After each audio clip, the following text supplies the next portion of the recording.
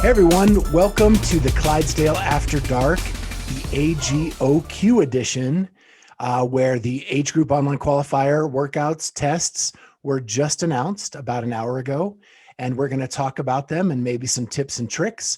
The two ladies with me today are Cheryl Nasso and Amy Radowski, and they both qualified for this level, and so they are actually going to do them, and then we'll have a wrap-up show probably Sunday and see how it all went. So the first workout was announced, and it was I'm on number 5.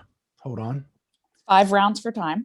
Yes, 5 rounds for time of 15 handstand push-ups, 15 dumbbell shoulder to overhead, and 15 calorie row. Time cap of 20 minutes. Yeah. Amy, you want to start that one? Or you want me to start that one? I mean, I'm excited about that one. The 15 handstand push-ups, I'm going to break those up into probably 8 and 7, or probably 3 sets of 5 from the beginning for me, just to save my shoulders to go on the dumbbell shoulder to overheads. And then I'm going to rest on the row, because that's what I do anytime I'm sitting on the rower is resting on there. So I'm curious to see how this will go. I'm excited about this one. I'm curious how this will go as far as the time cap for myself. Yeah. I think for me, what I'm seeing, and not just for me, but for all of the other masters athletes out there, after doing both the individual version, which was 10 reps for 3 rounds, and then the team version, which was 15 reps for 2 rounds.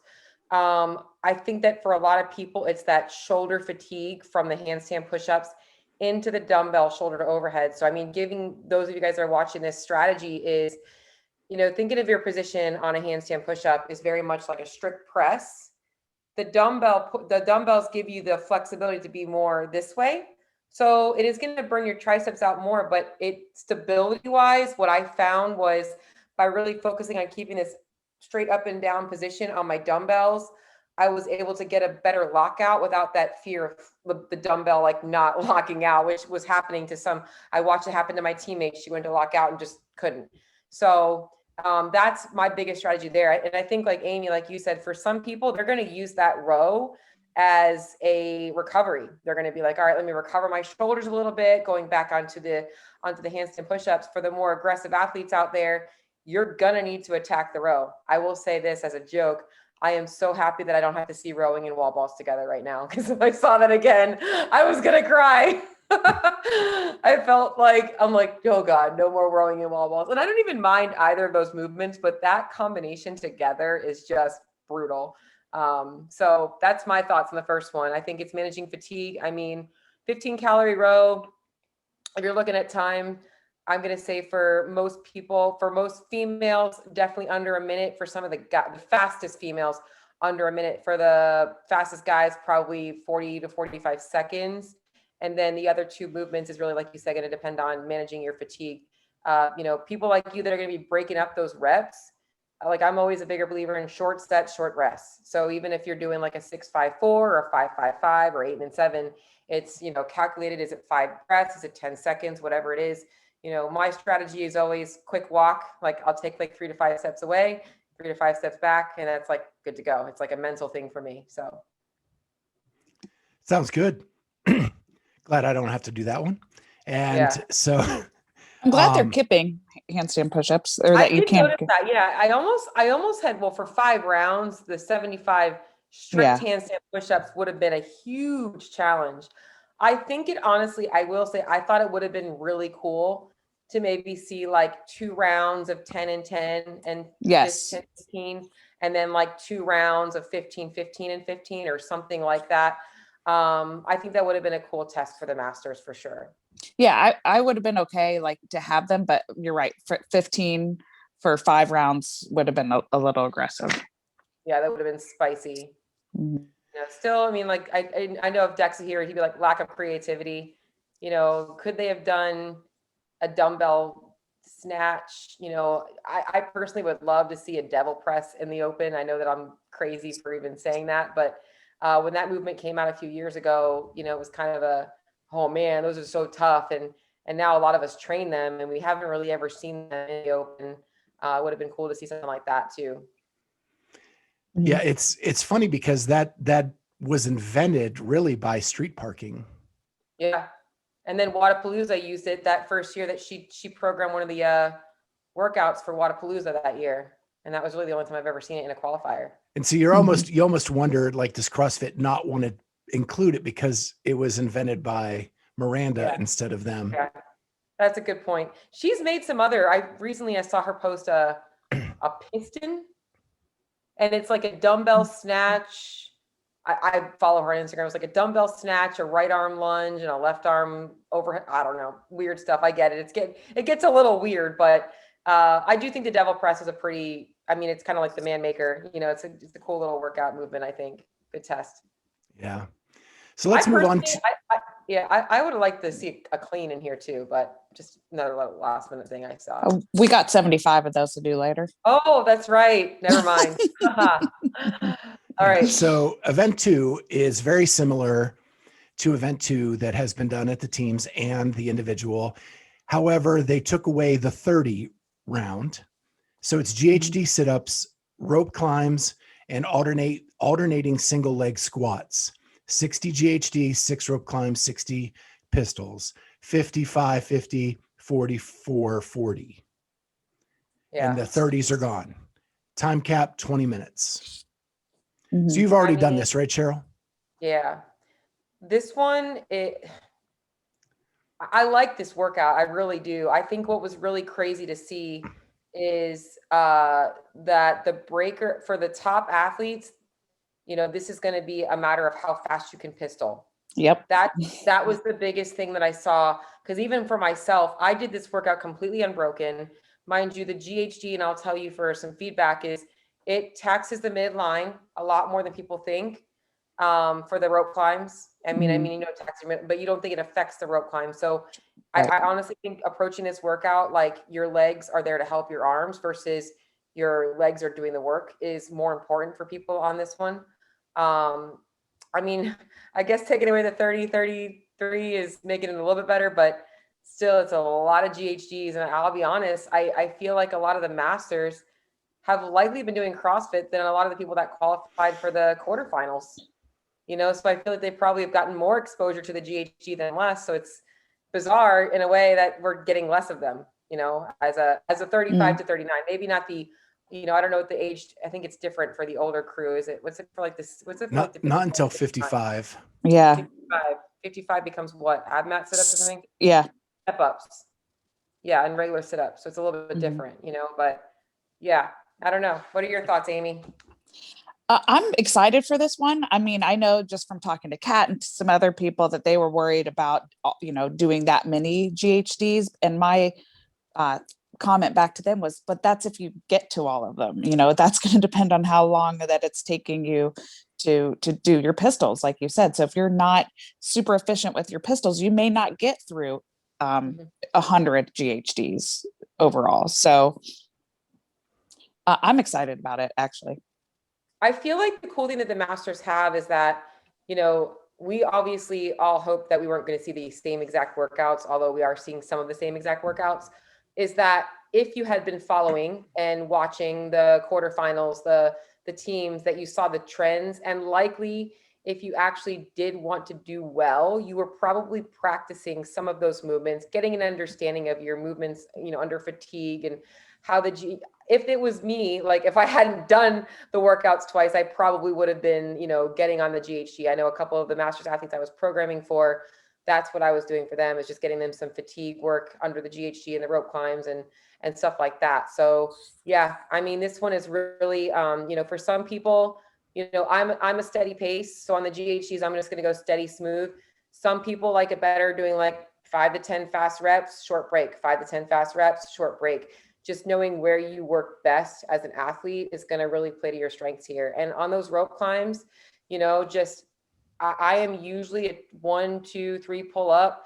You know, for these rope climbs, I was definitely doing a little bit more of the inchworm style, I call it, because my midline was just taxed. I was not as efficient as getting my legs as high as I normally can with the fatigue of the GHD. Yeah. Well, the next Oh, test is yeah. actually one that I think looks really fun. 75 cleans into 300 double unders. Of course you would say that. Well, our title 75 sponsor is RX Smart Gear, so we have to endorse Yeah. the jump rope workout. Oh man, I'm not even gonna lie. RX Smart Gear, I'm not trying to be a plug. I am not sponsored by them, but I can tell you guys a quick story, which if anybody's listening, you might laugh about this. So my first games experience, right? I show up to Carson with a Gold's Gym plastic jump rope with handles. And it was like, and it literally was like up to like below my sternum. Like it Oh, was so short, but I was so good at using it. And my sponsor at the time was Life is Prescribed, or Life is RX, as people know them. She's like, oh no, we got to get you a jump rope. She took me over to the RX Smart Gear tent. They hooked me up and I'm like, oh my gosh, this thing is magic. And then the same thing happened again when I just got last year, I got one of the Evo ropes, the real super fast, same thing. But anyways, Amy, I'll let you start this one. What are your thoughts? I'm just, I'm not super excited about it. I'm excited because I can do it. That I was most excited to find out I think I can do all of the workouts. So that's where I'll start. But I just think it's going to be a burner, and I'm kind of more of a long chipper workout kind of fan. So yeah, I mean, I'm looking for recommendations here on how you think things should be broken up. Well, yeah, I like that I like that you like long chippers and you don't see 300 double unders as a little bit of a long chipper there. Yeah, I'm looking at the 75 cleans. I think it's kind of figuring out, are you a fast single or are you a touch and go kind of a person? And I think the hard thing about fast singles is people can get a little bit lazy with their standards and making sure they're getting their elbows all the way through. And if you are a fast single kind of person, is you want to make sure that you're the kind of person that drops the bar and doesn't walk away from the bar. So often when people are trying to do singles, they'll clean, they'll drop it, they'll step back, and then they step back forward. So if you're going to do fast singles, it should be drop, hands on, drop, hands on. If that's not your style, you might be looking at sets of threes, maybe even fives.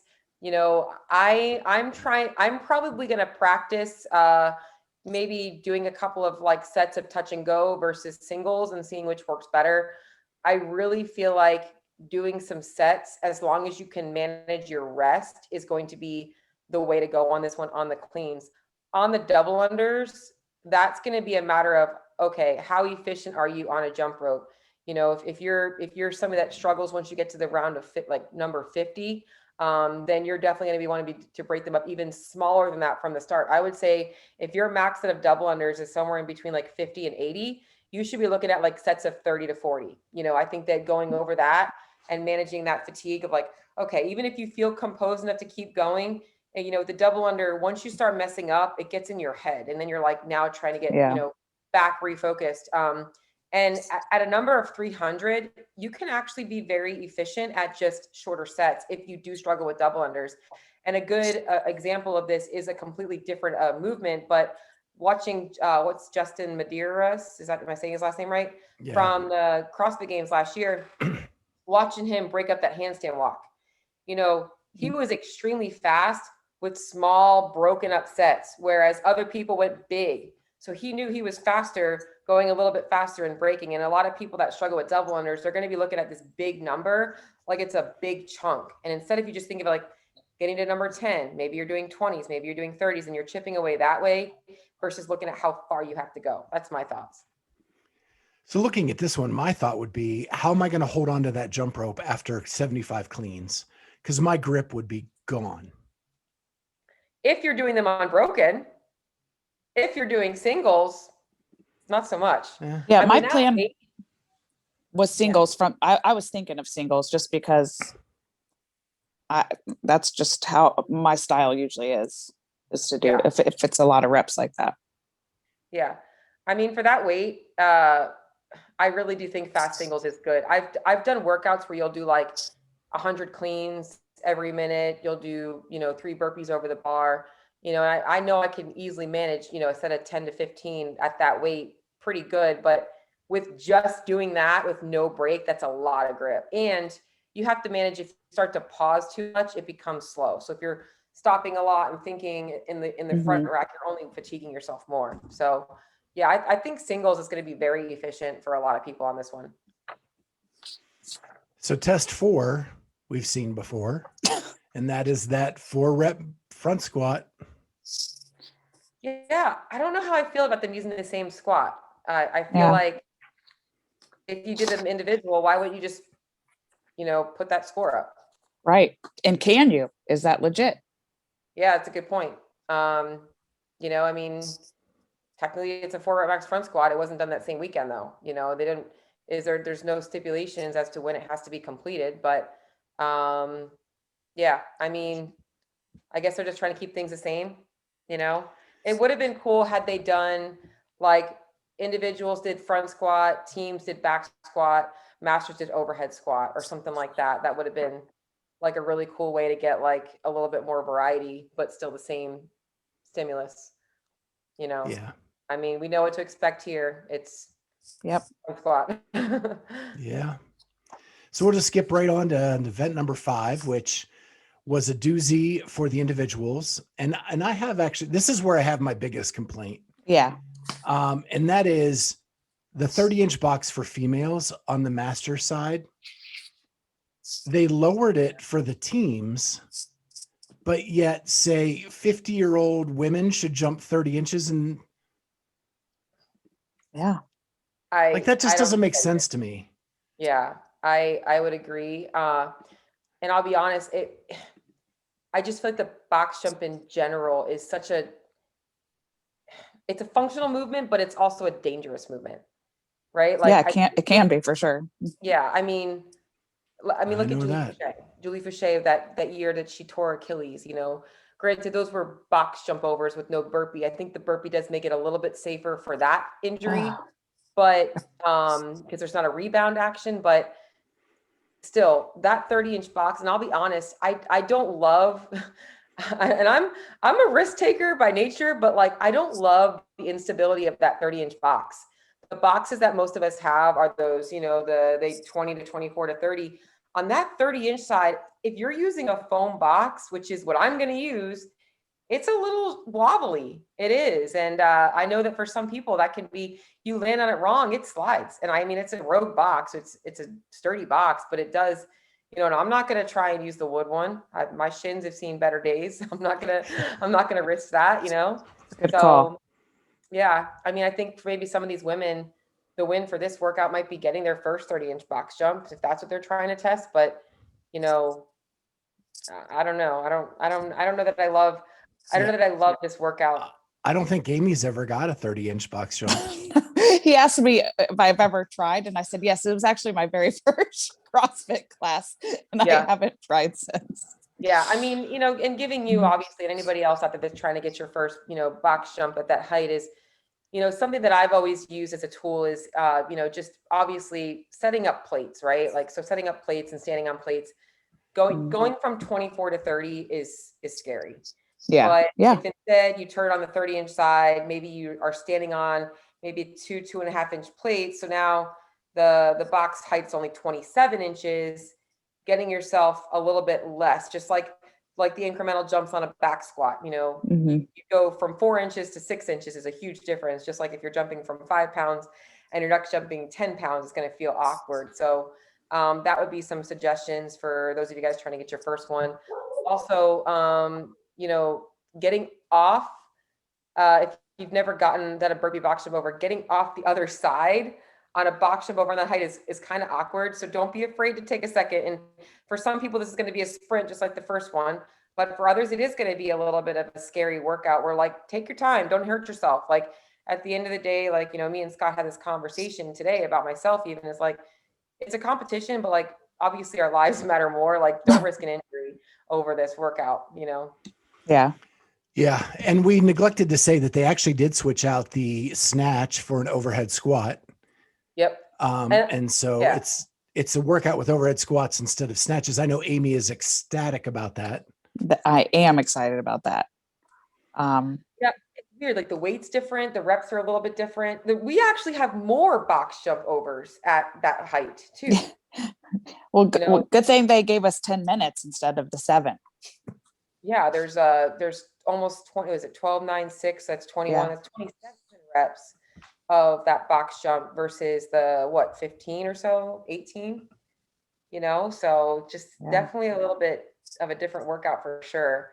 I mean, I like the change up. I do think that the box height should have been adjusted. I agree with you, Scott. I think that was, I don't know, for the team athletes to have been using a lower box that are qualifying for the CrossFit Games, Right. whether the masters athletes are not, that does not make any sense, you Yeah, know, at all. Taylor Williamson gets to use a 24-inch box, and you guys have to use a 30. That makes no sense.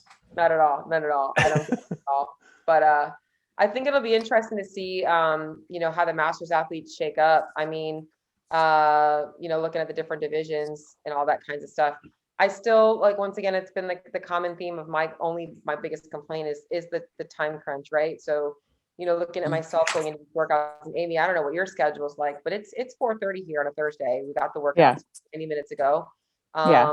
I can certainly try and head over to the gym tonight and knock out a couple of workouts. But I just think that the time constraints are so difficult for a lot of masters athletes who are likely, you know, people with 9-to-5s and stuff like that, you know, in that, you know, career age right now, where they don't have the time to go to the gym, you know, all day tomorrow.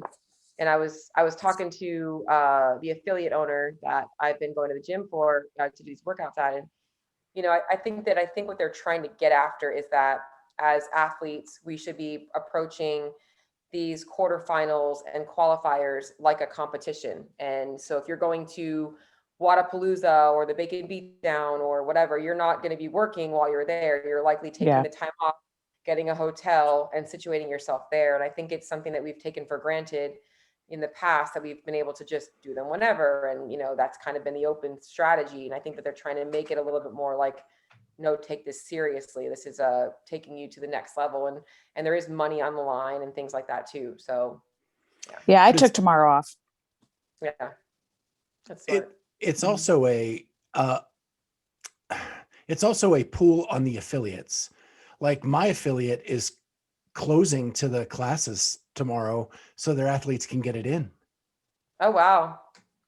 I mean, not close. They're like having an open gym for the regular classes, but there's no coaching. There's no. Yeah, that's awesome. That's awesome. I'm very fortunate that the gym that I've been doing the workouts at, like I told you, these guys are awesome. They've been around. They're like they're like one of the oldest affiliate holders down there, but they're the same way. They're not closing, but I think he's actually going to program one of the workouts tomorrow for the class. So if the masters want to come in during class time, they can get a judge to do it, because they have like, I think they have 5 or 6 different masters athletes that have qualified to compete. So I know some of them are very afraid of that box. So you know, we've already kind of discussed that there's some girls there that are like, oh, I really don't want to jump on that high box. You know, it's like, especially coming off the overhead squat, man, that's it's a gnarly little combination. It's not the same as snatches and box jump overs for sure, you know, and the time under tension's a little bit different, because on a snatch, if you're doing singles, at least you're getting a little bit of a break. On an overhead squat, your legs are in constant tension. So yeah. Well, those are the workouts. These two are going to do them this weekend. We will get back together on Sunday and see how they did and kind of hear how they went. Yeah. So with that, we will see you next time on the Clydesdale After Dark.